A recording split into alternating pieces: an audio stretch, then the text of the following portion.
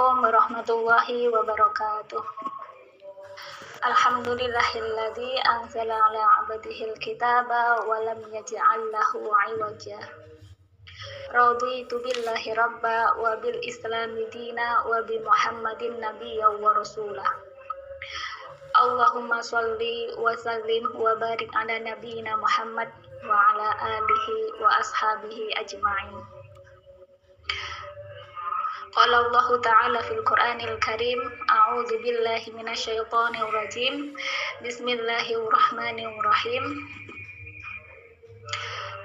Ya ayyuhalladzina amanu taqullaha haqqa tuqatih wa la tamutunna illa wa antum muslimun.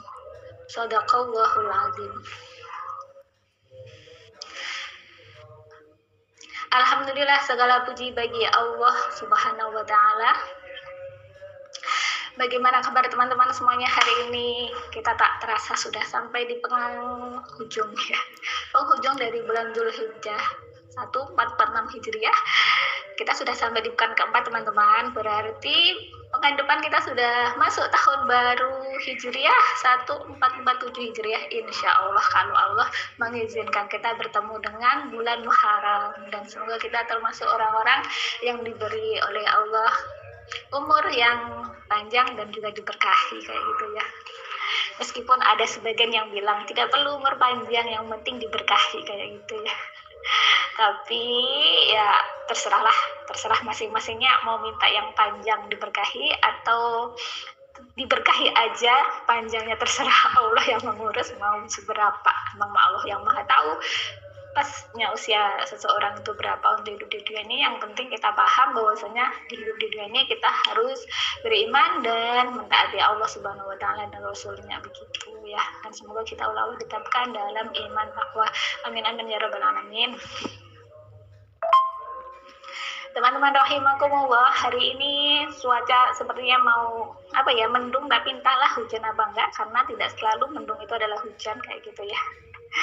Jadi itu salah satu ya, Allah ingin membuat udara itu sejuk aja gitu ya, mungkin ya, tidak diturunkan hujan kayak gitu, tapi dibuat mendung kayak gitu, biar yang membutuhkan sinar matahari memohon kepada Allah, dan bagi yang tidak membutuhkan, maksudnya tidak lagi jemur atau apa itu ya, kita bersyukur kayak gitu. Teman-teman, pekan keempat bahasan kita adalah tazkiyatun nafs, dan hari ini kita sudah masuk ke pilar-pilar dari tazkiyatun nafs ya. Kita hari ini masuk ke pilar yang pertama teman-teman, dari pilar tazkiyatun nafs. Ntar ya, saya tulis dulu.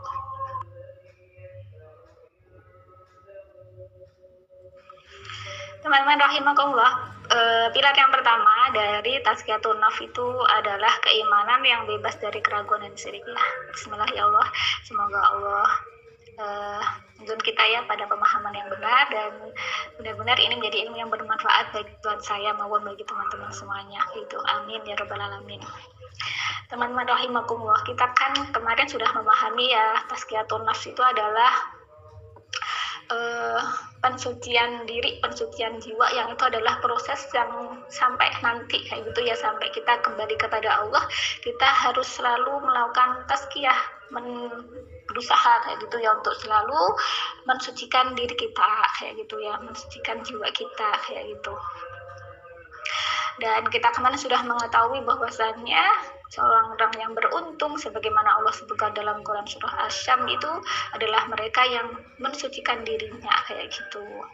Nah, kita kemarin mendapatkan pemahaman bahwasanya tazkiyatun nafs itu adalah usaha kita kayak gitu ya, untuk mendidik akal dan hati kita dengan ilmu, yaitu ilmu Al-Quran dan Al-Hadis, dan kita meneladani sahabat, tabi'in, tabi'ut tabi'in, dan orang-orang soleh yang lainnya dengan mengharapkan ridha Allah Subhanahu wa Ta'ala, hingga kemudian kita bisa meraih pemikiran, perasaan, dan juga perbuatan yang diridhai oleh Allah Subhanahu wa Ta'ala, hingga kemudian terbentuklah nafsul mutmainnah kayak gitu, yang sebagaimana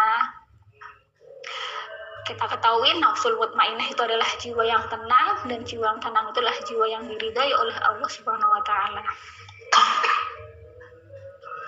Nah, teman-teman rahimahullah, dari definisi tadi itu kita ketahui bahwasanya tazkiyatun nafs kayak gitu ya.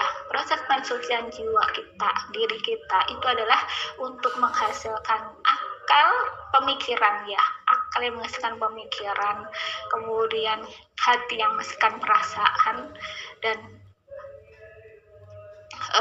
kombinasi dari pemikiran dan perasaan tadi itu kemudian bisa menghasilkan perbuatan yang ketiga-tiganya tadi itu, baik pemikiran, perasaan, dan perbuatan itu yang diridhai oleh Allah. Ketika sudah diridhai oleh Allah pikirannya, perasaannya, perbuatannya, maka terbentuklah diri yang tenang, jiwa yang tenang, dan itu jiwa yang diridhai oleh Allah. Dari situ kita mendapatkan dua pokok balasan, bahwasanya ada kata istilah diridhai oleh Allah dalam hal pikiran, perasaan maupun perbuatan kita, dan juga nafsu mutmainah itu sendiri adalah jiwa yang diridhai oleh Allah. Nah, berarti yang dari definisi tadi itu akhirnya kita katakan bahwasanya tazkiyatun nafs itu adalah Allah yang menjadi tujuannya.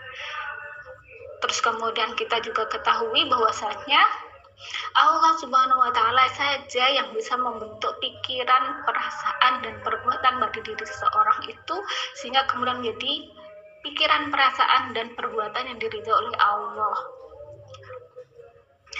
dengan izinnya Allah, maksudnya gitu ya teman-teman ya. Dan kemudian seseorang itu bisa sampai pada nafsul yang mutmainah itu juga atas izin Allah, atas ridho Allah Subhanahu wa Ta'ala.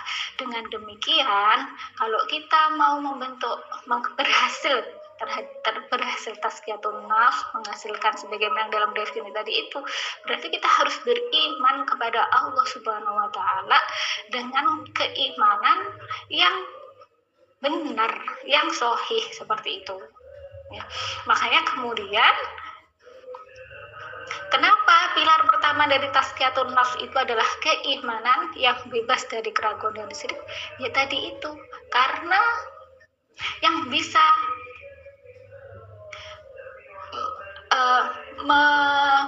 yang bisa mewujudkan ya keberhasilan dari tazkiyatun nafs, yaitu terwujudnya pemikiran, perasaan, dan perbuatan diridhai oleh Allah, itu dengan izinnya Allah kayak gitu.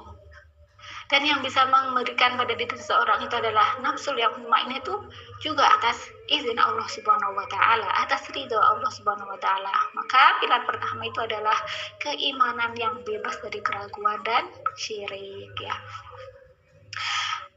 Nah, jadi sampai sini teman-teman bisa memahami ya alasan atau kenapa, itu pertanyaan dari kenapa kok pilar pertama itu adalah keimanan yang bebas dari keraguan dan syirik kayak gitu. Paham ya teman-teman ya? Jadi pertanyaan why kayak itu udah terjawab kayak gitu. Nah, terus kemudian keimanan yang sahih tadi itu, yang benar tadi itu, nah seperti apa kayak gitu. Nah, itu mencakup dua ketentuan. Ini kalau ya saya cek kayak gitu ya, maksudnya itu saya kaitkan dengan ayat-ayat kayak gitu ya. Itu ada dua kayak gitu ya. Kemudian keimanan yang benar tadi itu kayak itu. Tapi sebelum apa itu dua yang menjadikan keimanan itu sahih atau benar, kita ke definisi iman dulu. Siapa tahu nih di antara teman-teman masih ada yang ragu yang itu iman kayak gitu ya. Nah, kita bahas itu dulu.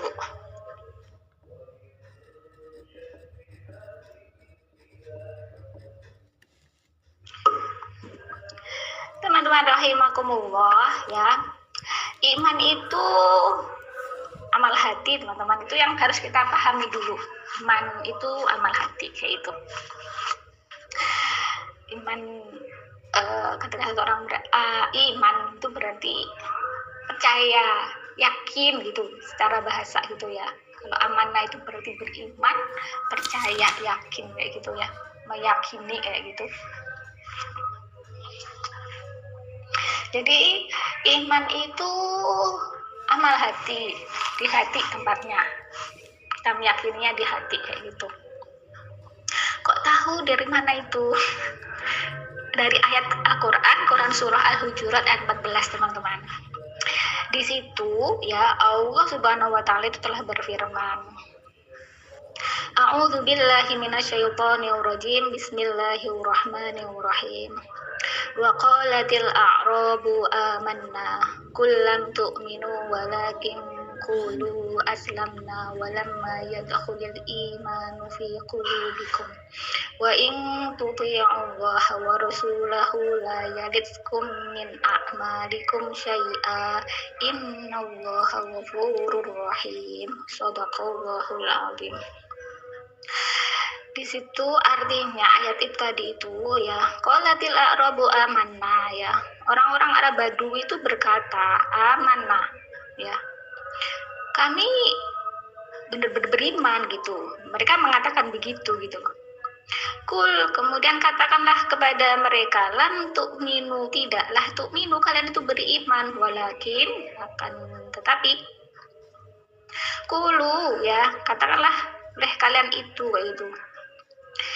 Aslamna, kami itu telah tunduk atau berislam kayak gitu.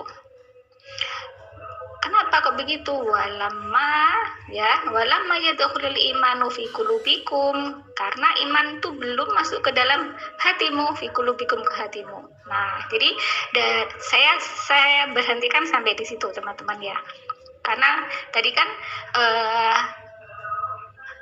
ini ingin menunjukkan ke teman-teman bahwasanya iman itu adalah amal hati kayak gitu loh.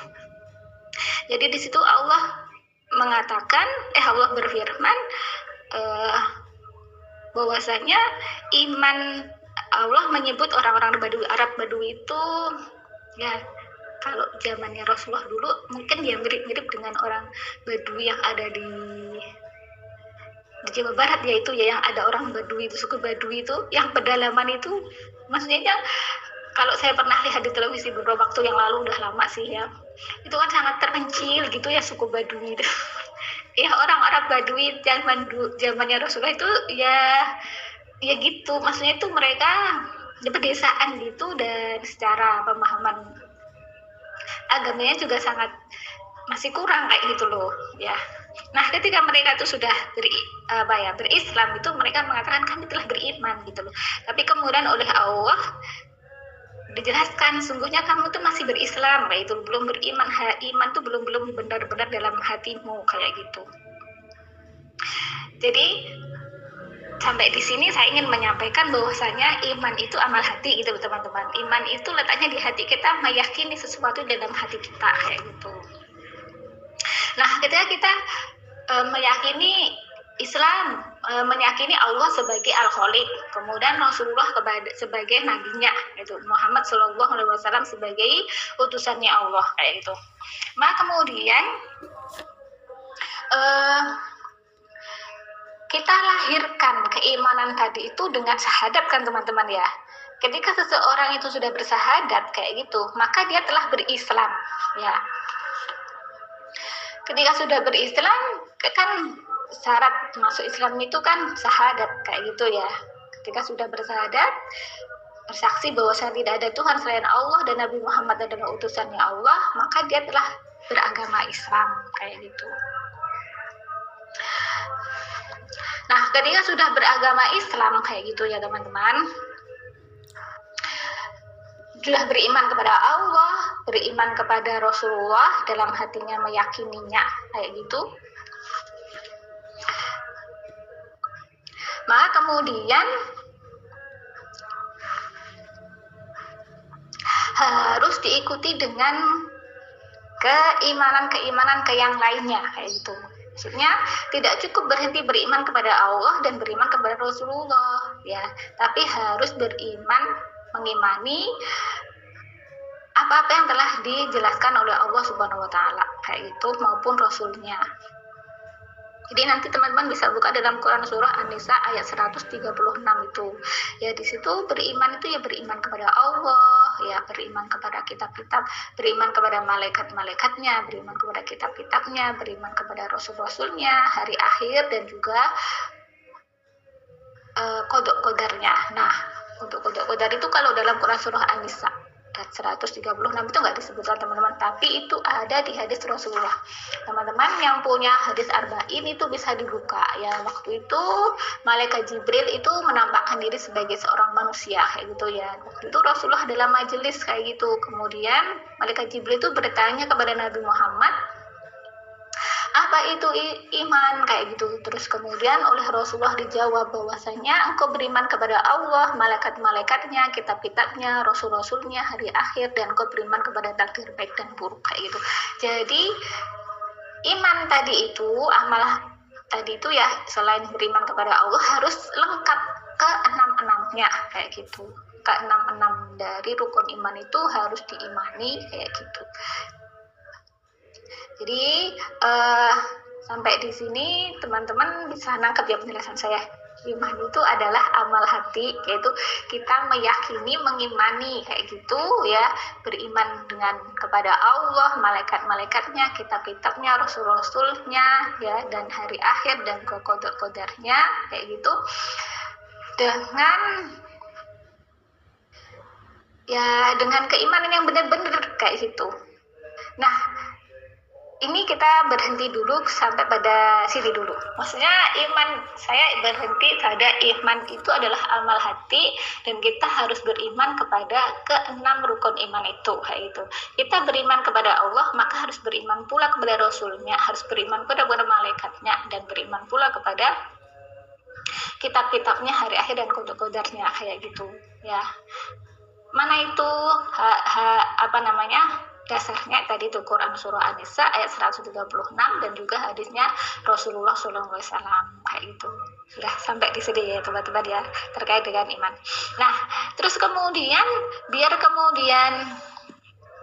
tadi kan awalnya kita ingin tahu iman yang sahih itu yang seperti apa kayak gitu. Kan kita sudah tahu harus mengimani iman tadi itu. Nah, sekarang iman yang sahih itu syaratnya apa kayak gitu. Nah, itu ada 2. Ntar saya tulis dulu.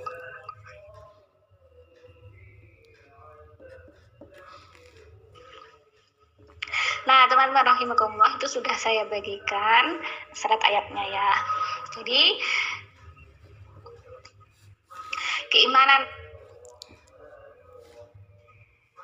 keimanan yang sahih, yang benar kayak gitu tuh, syarat yang pertama itu adalah iman yang bebas dari keraguan, teman-teman ya. Dari mana itu kita ngertinya bahwasanya iman yang benar ya? Itu adalah iman yang bebas dari keraguan ya. Dan itu dari Quran surah Al-Hujurat ayat 15 ya. Di situ Allah berfirman, A'udzubillahi minasyaitonirrajim, Bismillahirrahmanirrahim. Innamal mu'minuna alladzina amanu billahi wa rasulihi tsumma lam yartabu wa jahadu bi amwalihim wa anfusihim fi sabilillah ulaika humus shadiqun. Shadaqallahul azim. Artinya sungguhnya orang-orang mukmin, mukminun itu orang yang beriman. Kalau tadi itu amanah itu beriman, maka orang yang beriman itu disebut dengan mukmin ya. Di situ Allah terangkan orang yang mukmin itu adalah siapa, yaitu sesungguhnya orang-orang mukmin yang sebenarnya gitu ya, yang benar-benar mukmin kayak gitu ya, itu adalah mereka yang beriman kepada Allah, alladzina amanu, yaitu orang yang beriman kepada Allah wa rasulihi, dan rasulnya, summa lam yartabu, kemudian tidak ada yartabu, tidaklah mereka itu ragu-ragu. Itu. Jadi tidak ada keraguan dalam imannya, baik kepada Allah, baik kepada Rasulullah, maupun kepada kitab-kitabnya, malaikat-malaikatnya, rasul-rasulnya, hari akhir, dan qada-qadar, itu nggak ada keraguan. Jadi ini penting sekali teman-teman. Pilar pertama yaitu keimanan yang tanpa keraguan itu menjadi pilar yang nomor 1 kayak itu dalam mewujudkan keberhasilan dari tazkiyatun nafs kayak itu ya. Tidak ada keraguan kepada Allah sama sekali. Demikian pula terhadap kodok kodarnya, terhadap kitabnya, terhadap hari akhir kayak gitu. Jadi enam tadi itu, 6 rukun iman tadi itu sebenarnya mencakup, ya tadi saya beri judul keimanan yang bebas dari keraguan. Jadi saya tidak menyebut keimanan kepada Allah yang bebas keraguan, tidak, tapi saya menyebut keimanan yang bebas dari keraguan. Jadi keenam tadi, rukun iman tadi itu harus bebas dari keraguan. Ya, ketika sudah berhasil kayak itu menancapkan dalam diri kita itu bebas dari keraguan terhadap 6 tadi itu, Masya Allah teman-teman, itu adalah benar-benar pilar untuk mewujudkan keberhasilan dari tazkiyatun nafs kayak itu. Kok bisa kayak itu ya? Bisa gini teman-teman, maksudnya gini teman-teman, ketika kita tuh benar-benar nggak ada keraguan terhadap 6 rukun iman tadi itu ya, itu buahnya ya, buah dari keimanan kepada 6 rukun iman tadi tanpa keraguan tadi itu ya, apa? Yang pertama itu kita tuh, Allah itu akan melingkupi setiap waktu kita. Maksudnya itu saya nggak menggunakan istilah Allah melingkupi setiap perbuatan kita, nggak, tapi Allah itu akan, maksudnya Allah Subhanahu wa Ta'ala itu akan melingkupi seluruh waktu kita gitu loh. Maksudnya kita itu setiap waktu jadi ingat Allah gitu. Nah, ketika setiap waktu sudah ingat Allah itu, perbuatan itu pasti nanti nyangkutnya ke Allah juga gitu loh.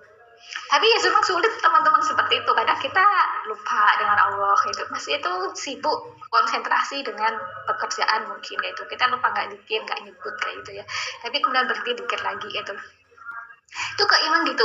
Terus kemudian berikutnya buah dari tadi itu keimanan yang tanpa keraguan tadi itu ya, itu tuh mendorong kita itu senang gitu loh dengan pengen belajar Al-Quran, seperti apa isinya, hal hadis, pokoknya senang dengan ilmu-ilmu agama.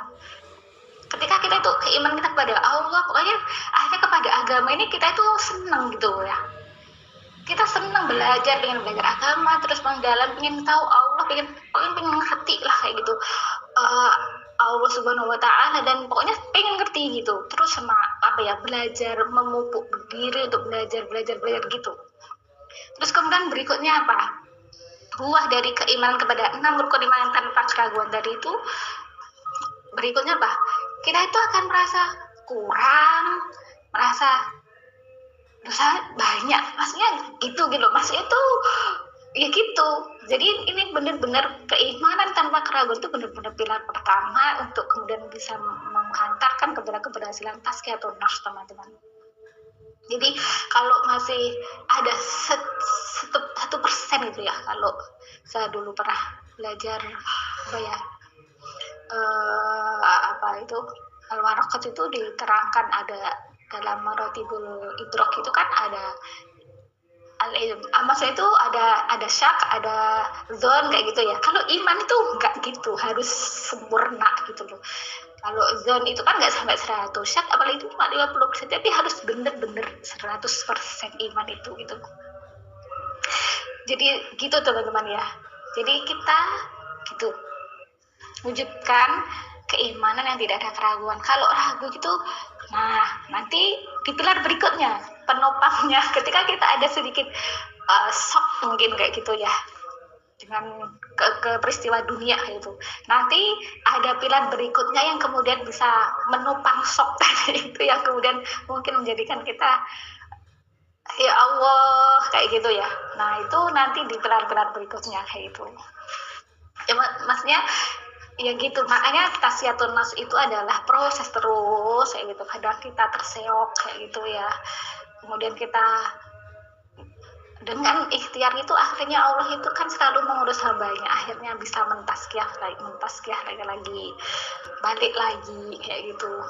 Itu ya teman-teman ya. Itu syarat yang pertama, iman yang bebas keraguan, yaitu sebagaimana Allah terangkan dalam Al-Hujurat tadi itu ayat 15, bahwasanya keimanan yang bebas keraguan itu nanti ya teman-teman ya, ini berlanjut tanpa ragu, hatinya yakin keenam-enamnya, kemudian keraguan, tidak ada keraguan itu harus diikuti dengan amal teman-teman. Kalau kemudian iman aku ya 100% yakin Allah itu ada, yang bisa mewujudkan pikiran yang benar itu Allah gitu, dan maksudnya itu yang diridhoi ya, itu harus dengan amal kayak gitu loh. Pikirannya berarti harus lurus kayak gitu. Kemudian perasaannya itu juga harus benar, perbuatannya, amal-amalnya juga harus dengan ayat-ayat Al-Quran maupun Al-Hadis, maksudnya itu benar dipandang dalam pandangan syara, itu benar, harus begitu. Jadi nggak cukup yakin doang kok aku yakin, nggak bisa, tapi harus diikuti dengan amal. Makanya kemudian di ayat Al-Hujurat ayat 100, ayat 14 maupun 15 itu senantiasa diikuti dengan kalimat apa tadi? Ketika orang Badui itu dikatakan belum masuk iman itu ke dalam hatimu, diikuti apa? Wa in tuti'u, ya, dan jika kalian itu mentaati Allah dan Rasulnya. Mentaati Allah dan Rasul itu artinya amal, teman-teman, perbuatan kayak gitu ya. Terus kemudian di ayat 15-nya, Al-Hujurat 15-nya kan juga begitu. Diikuti apa tadi itu? Sumalam yaktabu, kemudian tidak ada keraguan imannya tadi itu, diikuti apa? Wajahadu bi amwalihim wa anfusihim kayak gitu. Dan kemudian mereka tidak dan mereka berjihad ya, wajahadu, dan berjihad dengan amwal, harta, anfusihim, dengan diri kayak gitu, fi sabilillah ya, di jalannya Allah. Ulaika humus shodiqun, mereka itulah orang yang benar kayak gitu.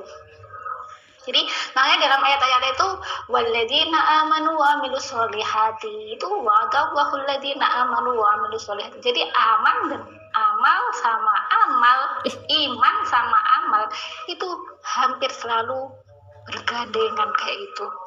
Jadi iman yang tanpa keraguan itu harus diikuti dengan, diwujudkan dengan amal kayak gitu ya.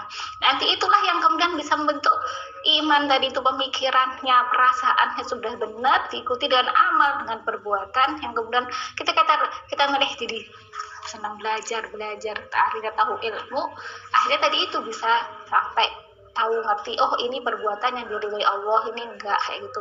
Kalau sudah ada perasaan begitu, pemikiran begitu kayak gitu, itu sudah tazkiyatun nafs, itu proses itu kayak gitu, proses untuk kemudian membentuk pensucian kayak gitu ya. Terus kemudian nanti akhirnya ya masih kurang nih, masih dosa, masih gini gitu teman-teman. Nah itu yang pertama, sudah cukupkan sampai di sini ya teman-teman, udah jam 2.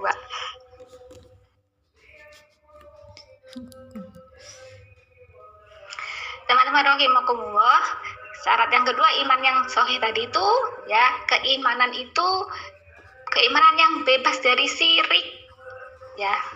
Tadi kan yang pertama keimanan yang bebas dari keraguan, yang kedua keimanan yang bebas dari syirik kayak itu. Nah itu ya teman-teman, kita syirik pasti teman-teman sudah gak asing banget kayak gitu ya dengan istilah syirik kayak gitu ya. Jadi syirkun itu kalau dalam kamus itu persekutuan ya, bagian agama yang banyak Tuhannya, itu kalau dalam kamus saya yang saya miliki begitu. Nah Islam itu bukan agama syirkun, bukan agama syirik kayak gitu, tapi Islam itu agama tauhid kayak gitu, yaitu agama yang mengesahkan Tuhannya. Jadi Tuhan dalam Islam itu ya Allah saja ya, nggak ada sekutu bagi Allah kayak gitu teman-teman. Dalam Quran surah Al-Kahfi, oh ya hari Jumat teman-teman sudah baca Quran surah Al-Kahfi. Dalam Quran surah Al-Kahfi 110 itu, di situ Allah berfirman, A'udzubillahi minasyaitonir rajim, bismillahirrahmanirrahim. Qul innama ana basyarum mislukum yuha ilayya annama ilahukum ilahu wahid faman kana yarju liqa'a rabbih falyamal amalan sholihan wa la yusyrik bi'ibadati rabbih ahada. Shadaqallahul azim. Di situ Allah berfirman teman-teman ya, saya ambil dari awal aja. Katakanlah wahai Nabi Muhammad, sesungguhnya ya aku ini hanya seorang manusia seperti kamu. Maksudnya Nabi Muhammad itu supaya menyampaikan kepada umatnya bahwasanya Nabi Muhammad atau itu adalah seorang manusia seperti yang lainnya kayak gitu, yang telah menerima wahyu bahwasanya. Terus kemudian di situ annama kayak gitu, annama ilahukum ilahu wahid ya. bahwasanya ilahukum, Tuhan kalian itu ilahun, Tuhan wahidun, satu, esa, kayak gitu. Jadi Allah itu mensifati dirinya esa. Jadi Allah itu esa, satu, tidak beranak dan tidak diperanakkan, sebagaimana dalam Quran surah Al-Ikhlas, ya. Jadi Islam itu adalah agama tauhid, bukan agama syirik, ya. Maka kemudian keimanan tadi itu, ya, keimanan kita kepada Allah ini sekarang bahasanya khusus kayak gitu untuk Allah, bahwasanya Allah tidak boleh disekutukan dengan apapun kayak gitu, ya. Jadi Allah itu esa kayak gitu. Nah, teman-teman, ketika keimanan kita kepada Allah tadi itu sudah kayak gini, sudah benar-benar kita tidak menyekutukan Allah kayak gitu, ya. Di situ di ayat 110 Quran surah Al-Kahfi itu lanjutnya, maka barang siapa mengharapkan pertemuan dengan Tuhannya, faman kana yarjuli qarabihi falyamal, maka hendaklah dia beramal amalan solihan dengan amal yang soleh, wala yusrik, dan janganlah menyekutukan, wala yusrik, dan jangan menyekutukan bi ibadatihi, dalam ibadahnya, rabbihi, ya, dalam beribadahnya kepada Tuhannya ahada, dengan suatu apapun kayak gitu, ya. Jadi Allah nggak mau diduakan kayak gitu, ya.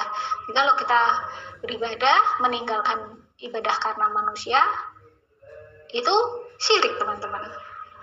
Kita misalkan mau sholat, itu misalkan teman-teman lagi dikerumun sama teman-temannya nggak ada yang sholat.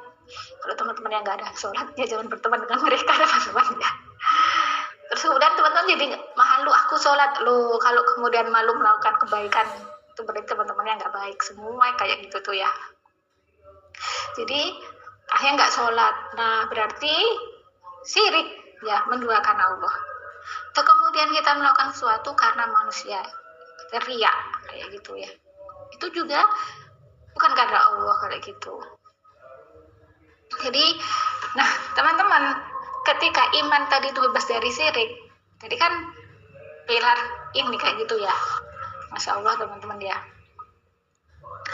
Kalau iman itu sudah bebas dari syirik, itu kita itu jadinya itu kita dengan amal sendiri itu kadang-kadang diterima nggak ya oleh Allah, sih begitu, ya. Kita itu jadinya, oh iya ya, kan cari ridho Allah. Kadang-kadang kita mau malu berbuat kebaikan, loh, memang yang dicari ridhonya siapa? Manusia. Oh iya ya, kan ridhonya Allah, akhirnya mengerjakan kayak gitu. Atau kemudian mau meninggalkan suatu kemaksiatan, nanti dikira loh kan Allah ya yang dituju, akhirnya ditinggalkan gitu loh. Jadi ini kalau dalam hati kita itu sudah ada keimanan yang bebas syirik kayak gitu, ya, itu nanti efeknya ke situ. Nah itu benar-benar nopang dengan tazkiyatun nafs kayak gitu, ya, untuk bentuk tazkiyatun nafs ketika keimanan kita itu bebas dari syirik kayak gitu. Kemudian akhirnya apa? Akhirnya kita ya tidak merasa suci akhirnya gitu, teman-teman. Ketika sudah keimanan yang bebas dari syirik itu, dan juga tidak ada keraguan dari itu, kita akhirnya merasa ya kita belum bersih kayak gitu, ya itu. Nah ketika kita sudah punya perasaan oh kita belum bersih kayak gitu, belum suci, ya, itu proses tazkiyatun nafs kayak gitu, teman-teman, ya. Tapi kalau malah kita itu merasa sudah suci, sudah bersih, sudah baik, nah itu malah gagal tazkiyatun nafsnya itu, teman-teman. Kenapa kalau begitu? Allah itu terangkan dalam Quran surah An-Najm ayat 32. Sebentar saya bagikan slide-nya, ya. Nah, teman-teman rahimahullah, sedikit lagi, ya. Maksudnya sebentar lagi, ya, selesai insyaallah. Ini, ya, di situ dalam Quran surah An-Najm ayat 32 itu Allah berfirman, saya langsung ke potongan ayat yang ke situ, ke yang dimaksud, yaitu fala tuzakku anfusakum. Fala, maka janganlah tuzakku, kalian itu menganggap suci, anfusakum, diri kalian, ya. Huwa a'lamu, dia Allah a'lamu, paling tahu kayak gitu, mengerti banget gitu loh, biman, ya, dengan siapa, bimanit tako, siapa orang yang bertakwa itu kayak gitu. Jadi teman-teman, tazkiyatun nafs itu harus itu bukan kemudian hasilnya itu malah kita merasa suci, teman-teman, tidak. Tapi itu dengan keimanan tanpa keraguan dan syirik, kita itu malah masih jauh dari bersih, masih jauh dari suci, dan kita terus mentazkiyah kayak gitu loh ya.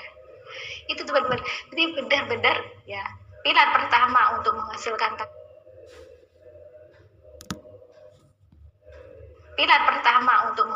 tazkiyatun nafs itu ya, pilar pertama itu adalah keimanan yang bebas keraguan dan syirik teman-teman.